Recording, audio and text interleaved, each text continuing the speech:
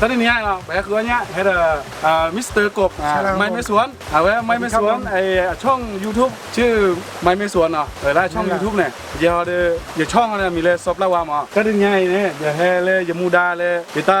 ประโยชน์เลยก็ได้เนี่ยเนี่ยให้คือเนี้ยเดี๋ยวไม่ไม่สวนรู้เนี่ยที่ช่องไม่ไม่สวนเนี่ยกดติดตามให้จีน่ะกด Subscribe กดไลค์กดแชร์เดี๋ยวจะใต้จีน่ะก็ได้ไม่ไม่สวนได้จีก็ได้เนี่ยคือเนี้ยบ้าขายที่กลุ่มบุญบุยที่กลุ่มบุญเนี่ยอุ้มเลยคือกับบทพ่อในกับบุญเดี๋ยวละแล้วเดี๋ยวเนี่ยทีเอาไว้ได้เนี่ยปลาเนี่ยทอเนี่ยมันเตะเนี่ยบ้าขายแล้วที่กลุ่มเนี่ยมาในก่อนมีเดี๋ยวละไม่เตะเลยโยเนี่ยปลาสังแง่ปลาพวงแล้วเดี๋ยวที่ก่อนบอกว่าแค่มือหนาแปะมือชาคอแปะคือเนี้ยเห็นแล้วคือขาเลยแค่กับมือเลยคือเขาอะไร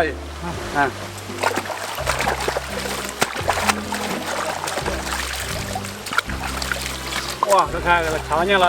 มาทำเมนูวิลีขาดเลยเราวิลีเลยอยู่เนี่ยอะไรยินลูกพี่หมออาจารย์ลูกพี่กลัวบักลีดอ่ะเป็นไรกว่าสิฮะเล่นลีกบ้า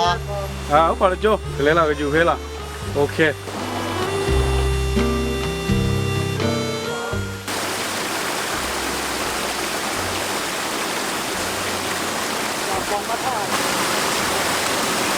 มุชาเขาจะบอกอยู่เนี่ยเวสไซด์บอกไม่มุ่งหน้าเด้อเนี่ยเด้อทีมกับบลูโบกระเถอะบอกมุชาเขาจะขายเนี่ยเอาไว้เนี่ยซาลอนขายที่อ่ะขายได้คลื่นอ่ะที่ไหนก็ขายได้คลื่นอ่ะบอกแค่เมื่อแล้วเนี่ยโบอ่ะ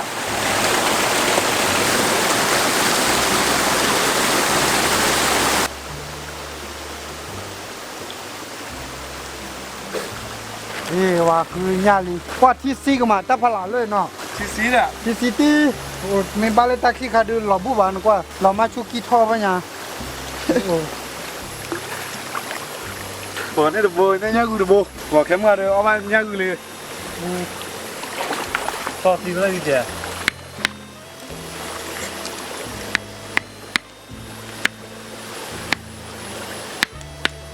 ว่าชี้นี่นะเพราะแต่ขาดโดนเลยที่จะโดนอ่ะแค่เมื่อมาเดี๋ยวเนี่ยทีนี้กับเนี่ยทีละบัวตอนนี้เรามาเกี่ยวปลาตัวเล็กกับตะขอครับกับเบ็ดตัวใหญ่เกี่ยวได้3 อันแล้วเดี๋ยวเราจะไปดับปลาสังแงะอันนี้เมื่อกี้ที่เรายิงเราได้ปลาพวงตัวเล็กแต่ว่าอันนี้คือตัวเล็กอยู่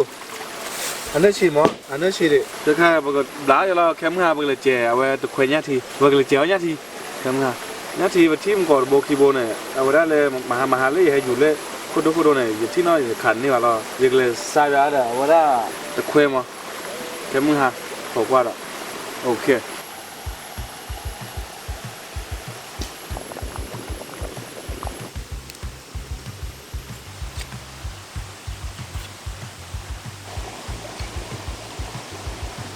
มาบัดเดียวเอาไม่เด้อช่องมิสไม่สวนเนาะเอาไม่เด้อไม่สวนก็ช่องไอ้ดังมาปฏิญาดออยู่ก็ปฏิญาดอดุเนี่ยเด้อเอาได้คนดูจารีไปเล่นทีกีเนี่ยเนาะไปเล่นทีกีเราเอาไม่แล้วเอาไม่ลาจาลาบุล่ะมาเด้อไม่รอเด้อถ้าเนี่ยพูดได้บาร์บีคิวไปเฮ็ดที่ถ้าบ้าก็อยู่ว่าเข้มข้นมากเลยคือเดี๋ยวเลยเอาวิ่งมาเดี๋ยวพวกเนี่ยพวกเข้มข้นแบบหันเลี้ยวโอ้ที่กลุ่มเลยค่ะเรามีตัวเวลาท่านเนี่ยมีตัวเวลาเล็กแค่ดูว่ามันเมื่อกี้ว่ามันที่ค่ะเอาไม่บ้าก่อนเมื่อพัดเดียวเด็กเล่นตีเองล่ะเอาอะไรยังไม่เจ้าดอจีบอสนี่คุยเขาก่อนนู่นเจ้านั่นแหละแล้วตักเลยว่าเจ้าบ้าเจ้าแล้วเนาะ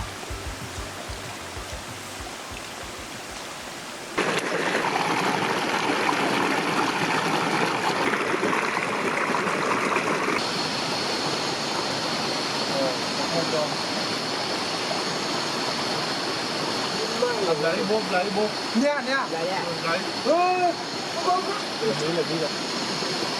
เอาโบนี้แหละดิได้ไหมครับผม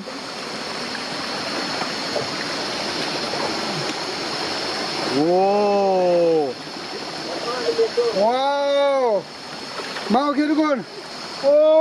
โคตรเจ๋งนะครับทุกคนมาหลังจากที่แบบเรากินอาหารเสร็จเราก็ได้มาหานี่นะครับผมปลาเซ็กเง็กนะครับผมเฮ้ยมันจะหลุดไหมครับผมไปข้างบนดีกว่าครับโอเคครับผมโอ้นี่เดี๋ยวหายไปเลยมาเดี๋ยวเรามาข้างบนนะครับทุกคนโอ้คิดว่าจะไม่ได้นะครับผม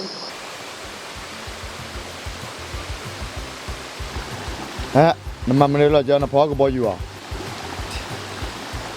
พร้อมไหมพร้อมเลยนะ พอบ่อยู่พอบ่อยู่บู้ล่ะเอาบู้อ่ะ ในพอเรือดำน้ำว่ะ เล่นประยุทธ์เลยล่ะ มาว่าวันนี้เลยเนี่ยผัดด้วยกูย่างยืน อ่ะยาเกลือเลยเบ้ละเจนี่ไอ้ ญาติ นาที เอาไปละเจนี่มาหาบุญ คุยละล่าเดี๋ยวคุยบุย ชี้ล่ะญาติว่า เอาไว้ยี่ร้อยตีละบุญเลี้ยง เดี๋ยวบ้าจีบ้าบ้านละทัก ถ้าบ่ข่าวมึงอ่ะข่าวขาดไป กันนะเนาะครับพี่ โอเคฝากกดติดตามฝากแชร์ฝากไลค์นะครับ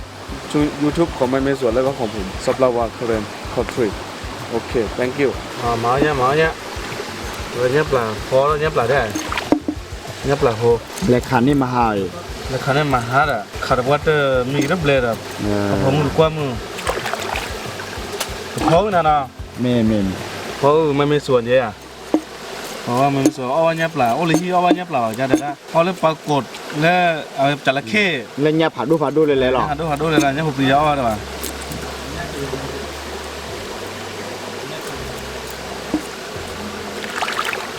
เอาเลยเล่นจระเข้เนี่ย เล่นปลากดเนี่ยเล่นอื่นเนี่ยอย่ามาโป๊กี้ไว้เลย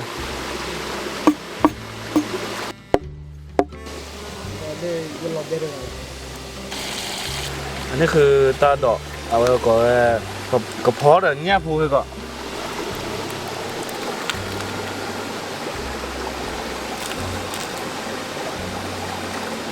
เอาไว้คูรูเบ้จันน่ะ มาตาสากอ